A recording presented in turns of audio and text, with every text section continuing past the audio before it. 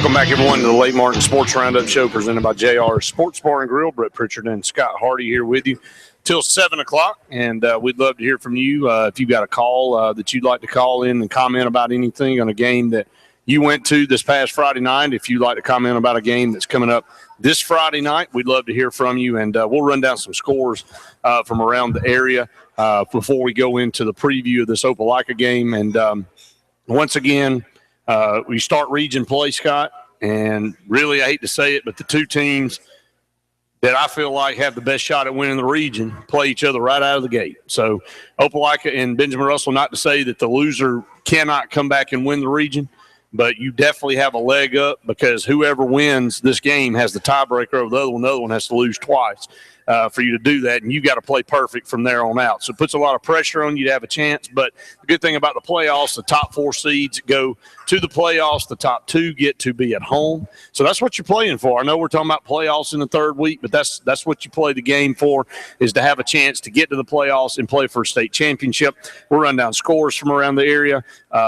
In this week's Sports Extra, obviously we just talked about it. Benjamin Russell, 38-7 winners over Central LeClaye. Reeltown was defeated by Davil pretty handily, 40-13. A lot of people feels like, late in the third, the game was still close, but Reeltown wasn't able to stay the comeback, and Davil was able to pull away, win 40-13. To me, this was a shocker. Wadley, 33-7 over Horseshoe Bend. We talked about Horseshoe Bend coming back, and they did lose some really good players, but they've got some guys that came back and we really felt like would have a chance to lead this team. But Wadley, was able to put 33 on the board, and Horseshoe Bend was able to score once. And so, I know Coach Franklin and his staff will try to go back to the drawing board and figure out what they've got to do. They got to play Lynette this week, so we'll talk more about that. Tallahassee loses a heartbreaker right there at the end of the game. T.R. Miller defeats Tallahassee 17-14. T.R. Miller's a prestigious program. Jamie Riggs is a Hall of Fame coach down there at T.R. Miller, has won a ton of games, and they're always going to be tough. Central Coosa, I'm giving hats off, man. Lose a heartbreaker, 31-30. They've got Fultondale this week. That'll be a tough test for them, but Coosa Central already, Scott, out of the gate, had a chance to win this ball game. And, Fayetteville's gotten better as the years have gone along. And, I know this is the first year for their head coach, but he comes over from Childersburg's offensive coordinator. Hey, look, that's where you build from. I mean, and Central Coosa has some really good athletes. They got a great tailback over there, Scott. I know it's a loss. There's no moral victories in football. But you got to be pleased a little bit with the competitive nature because they had a lot of lopsided losses last year. You come out of the gate, had a chance to win your opener. Yeah, Coach Barry Simmons, and we had an opportunity to interview him when we had our media day here for the event with Sunfest. But he was so enlightening, and he was insightful on what he was going to be able to bring to the program. And he is changing the culture. My mom, actually, on the way over here, she works at Coosa, and she was saying that maybe this will get more people to come out. She said there's a little buzz around the school, and that's really all you have. They've got athletes. You just got to get some excitement. Yeah. And I mean, now they've got an opportunity to do it. And as you said, obviously you don't want to put too much into it because it was a loss. But if the losses are much more closer than what they were last year on some of these lopsided victories, they lose to Fultondale last year 35-0. So you look at this to be a game where they can at least close the gap and see what they've done from year 1 to year 2.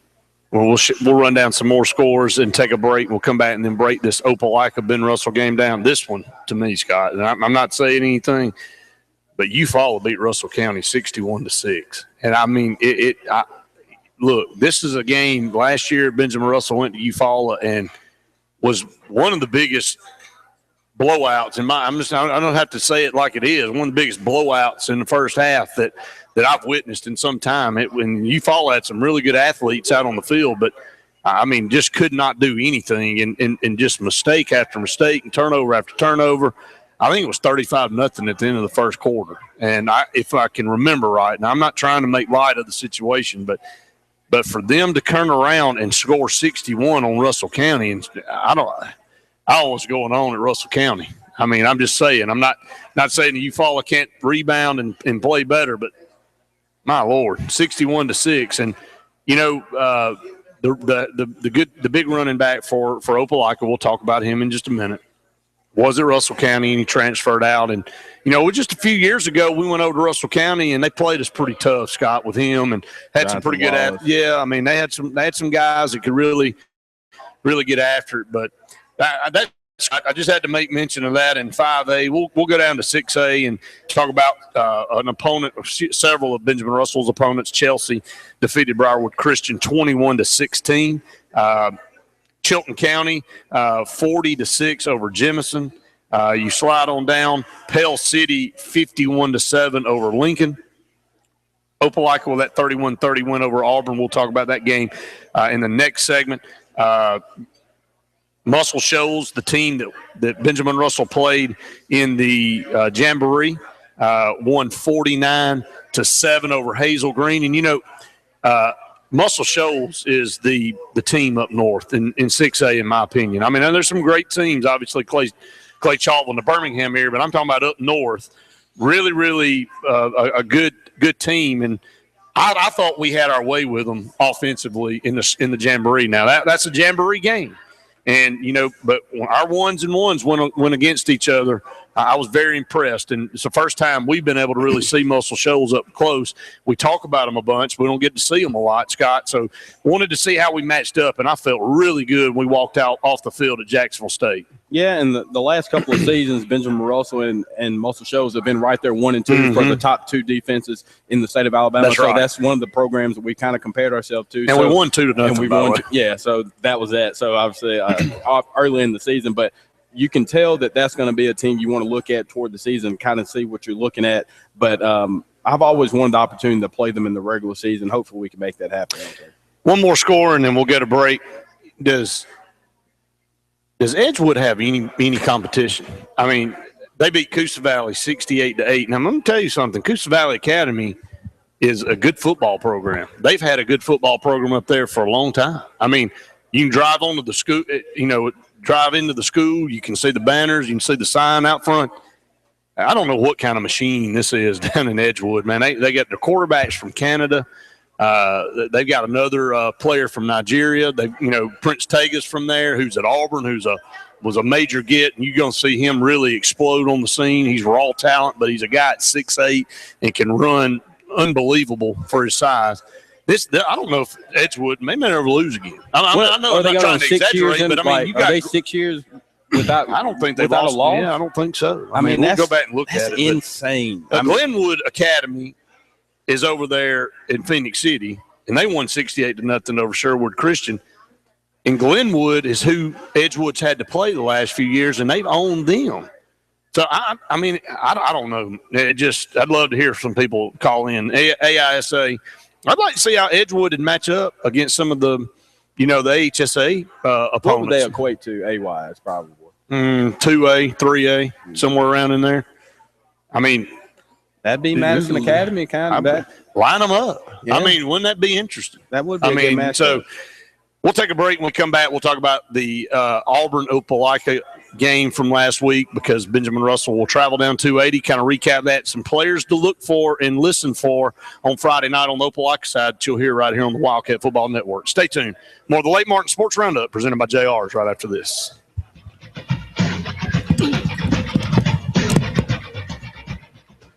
A&M Plumbing, A&M Plumbing, sir.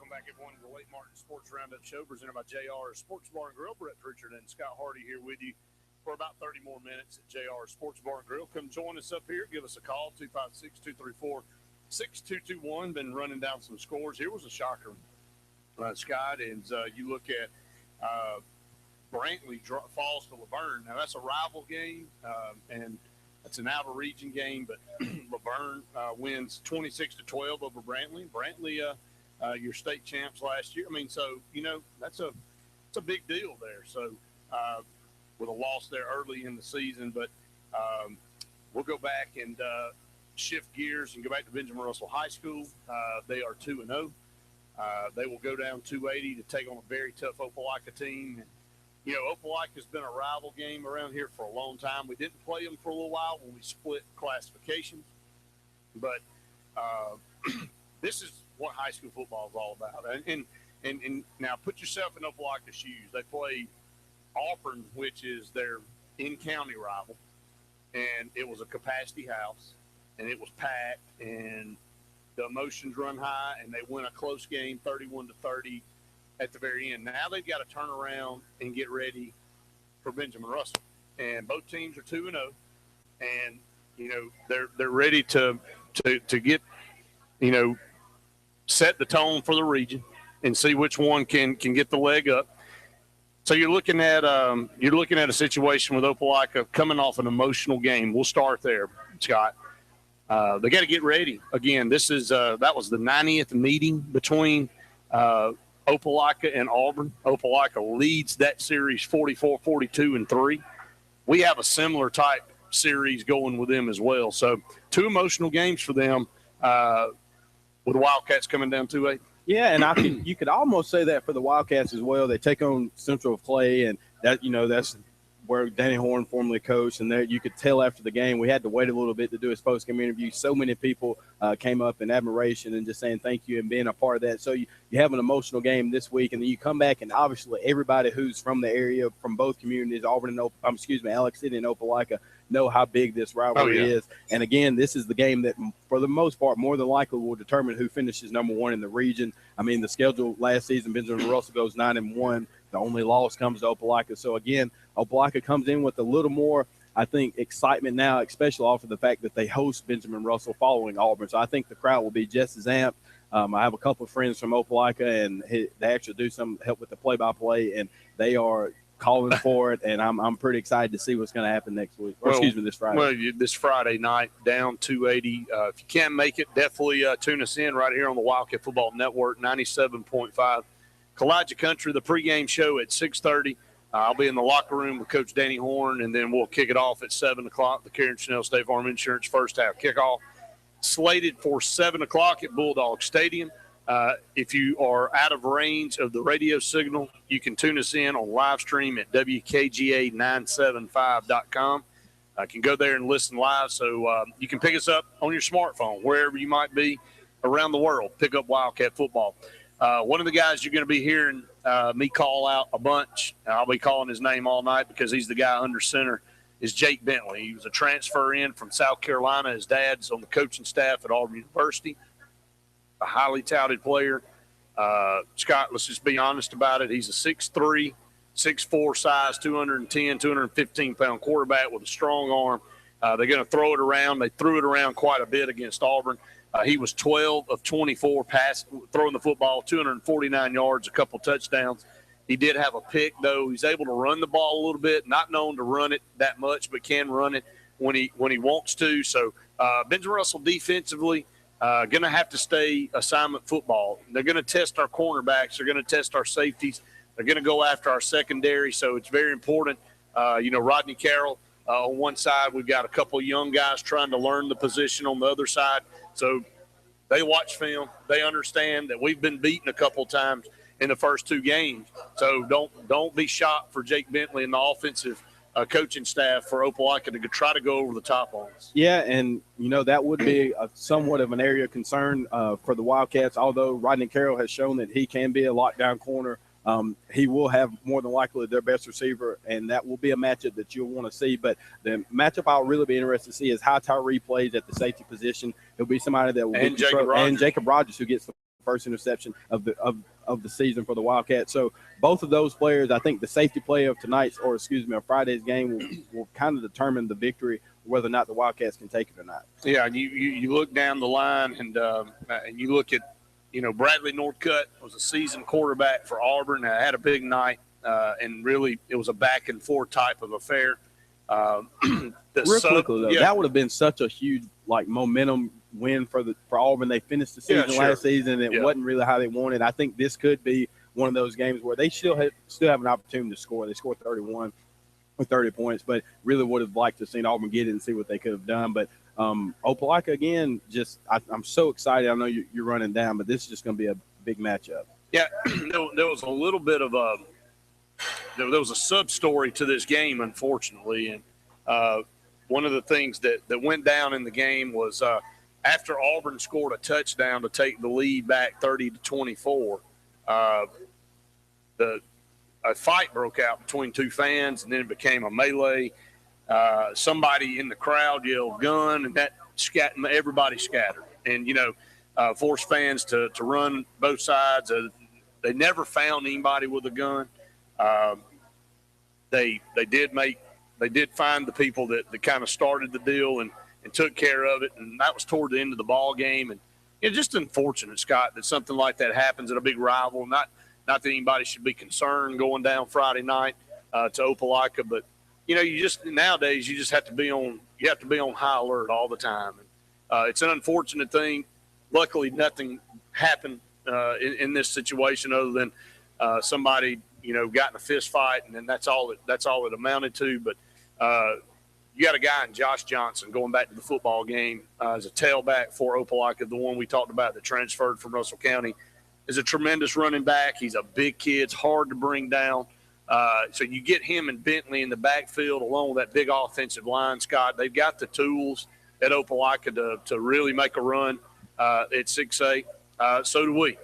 We've got the same type of size up front on our offensive line, and we've got some running backs that, by committee that we go back there with Heron, and then you've got Burton back there with Chase Burton, and then you've got obviously N'Kobe Maxwell and a couple other guys. We put Orlando Henderson back there, so we have a running back by committee. But Tyree really kind of sparks all of that running attack by his opportunity to run the option and all, and his ability to read that defense. So I'm looking forward to this game. You're going to see some high-end talent on both sides of the ball for both teams, and it's what high school football is all about. Look, it's a region game. The winner definitely has a leg up, but the loser, and I'm talking about Opelika fans too, if we happen to go down the road and pull the win off, it's not over for either team. I mean, there's still tough games in Oxford and Chelsea and Pell City ahead, and Valley for both schools. So you got to continue to play hard. But you lose it, it's definitely a chink in the armor. But we proved last year it didn't mean anything to us. We went on and ran the table and went on through the second round and played against a team in Spanish Fort that had a couple of state championships under their belt, went down and played them really tough. Yeah, and I don't know how much it would weigh into it if we are able to win this. I guess it does put us a little more of the leg up if you change the record from 9-1 to 10-0. Hopefully, you hate to look this far ahead, but the thing that everybody's talked about for the last 2 or 3 years is the fact that they want to try to get Spanish Fort here or one of those Mobile teams here and try to change how the outcome's been a little bit. But that's so far away. You just want to focus on this game against Opelika. And you talk about how well they should be on the offensive side of the ball. This will be a challenge for the defense of the Wildcats, but I think this could be a game where somebody like an A.J. Russell and Orlando Henderson really step up and play, because they'll try to do a lot on the outside with their running game, so they'll be expected to do a lot. But, again, the secondary play for the Wildcats will be, I think, the deciding factor on whether or not they get a victory. We're up against the break. When we come back, we'll continue to open the phone lines up if you got a comment or question, and we'll continue to break down games, run down the schedule for the area in the next segment. Stay tuned. More of the Lake Martin Sports Roundup Show presented by JR's right after this.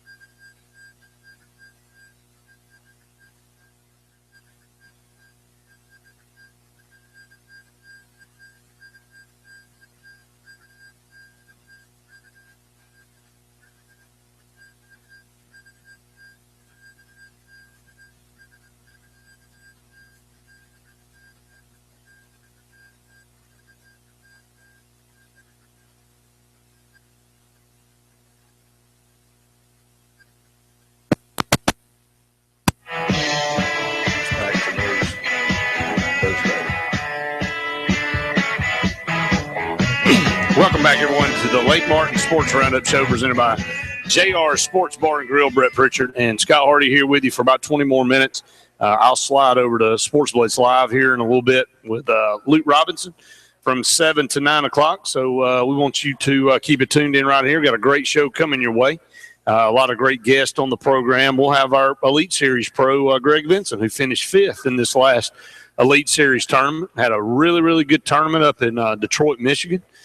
So excited to have him on the program tonight to talk about the top 12 finish. When getting in the top 12 in the Elite Series that's what you get talked about, Scott. I can't wait to be able to talk to you about your coaching abilities and what your team succeeding with. It's going to be pretty fun. Really doesn't have anything to do with coaching ability, I'll tell you, but it's just all about having good players. You know, we've got good fishermen. So I'm excited about the team, Scott, over at Central Alabama Community College.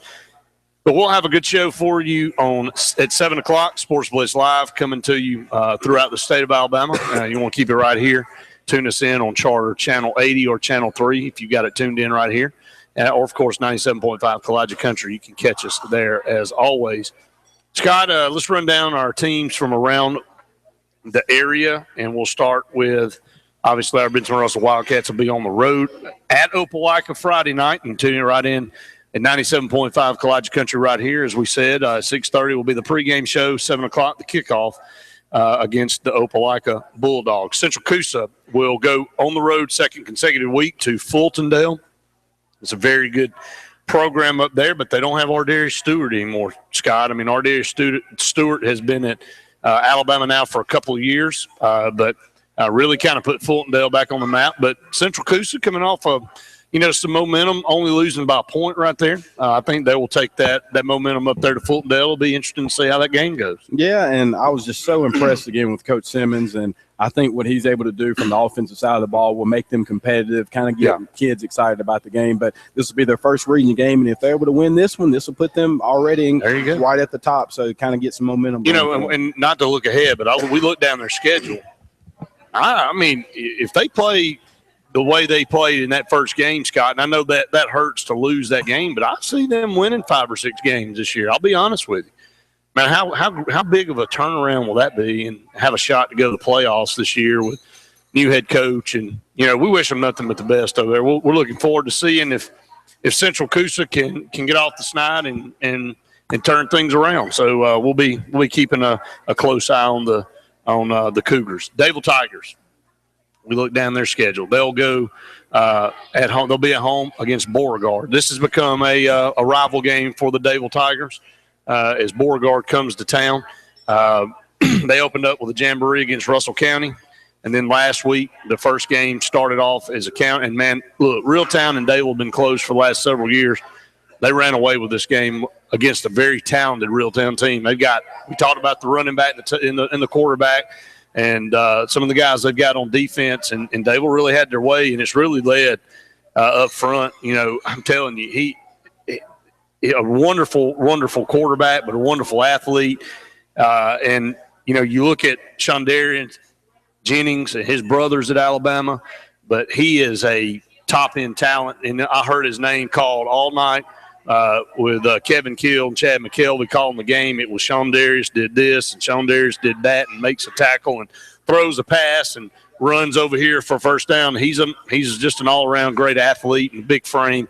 Alabama picked up a big talent there from a commitment, but he's got the talent and ability to go down this schedule, Scott, and win them all. I mean, this team, I know last year wasn't the finish they wanted, but, Dayville did beat Leeds. That was the only loss Leeds had. I like their chances to go on the road and beat them up there. We'll see, though. Beauregard will be a tough opponent for them. We'll see how Dayville responds. But, look, my money on the side of Dayville in every one of those games. I just tell you, I mean, you look at Munford, Leeds, Elmore County, Handley, Eufaula, Tallahassee, Hopeville, Childersburg. I really see Dayville having a tremendous season this year. You go over there to Horseshoe Bend, Lochapoka. They won that game. It was a jamboree. Won that game 14-0. And then had Wadley last week. Just kind of really blown away by the score, I'll be honest with you. Lynette this week will be tough. They're in region Lafayette, Reeltown, then Collinsville, then Elmore County, Ranburne, Woodland. Just some really, really tough tough games on the slate, and they'll end with Coosa Central. So be interesting to see if Horseshoe Bend can respond after this past week. You know, they won the Jamboree, lost this past week. What can they do against Lynette? Will they change some things up? I'm sure Coach Franklin and his staff went to work and trying to move some people around, trying to do some things to correct what happened on Thursday night. And then Reeltown, obviously, against Dayville, a loss, but they've got Lafayette, Horseshoe Bend, Elmore County, Ranburne, Woodland, Randolph County, Lynette, La Chapoca. I like their chances, man, you know, running the rest of the way. They look good. They got a chance in every one of those games. Jackie O'Neill came back from retirement. And that's your slate for the next week and the games that will be on tap. We'll take another break. When we come back, we'll close out the show. You're listening to the Lake Martin Sports Roundup. Yes, buddy.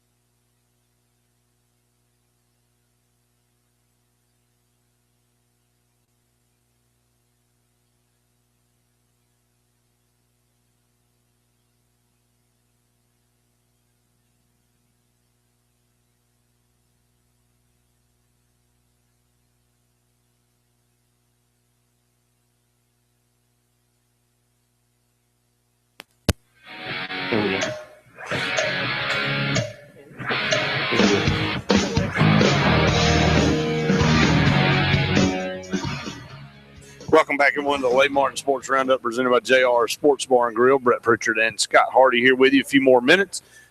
Keep it tuned in right here, 97.5 Kowaliga Country. We have Sports Blitz Live coming to you. I'll be over with Luke Robinson. A lot to talk about here in around the country. College football starts this Thursday night. We'll run down the slate of games. We'll recap games from all over the state of Alabama, from high school football as well. Got some great guests on to talk about Alabama and Auburn the first week. You know, as Alabama heads out to Dallas, Texas to take on Wisconsin, and Auburn heads over to Atlanta to take on Louisville.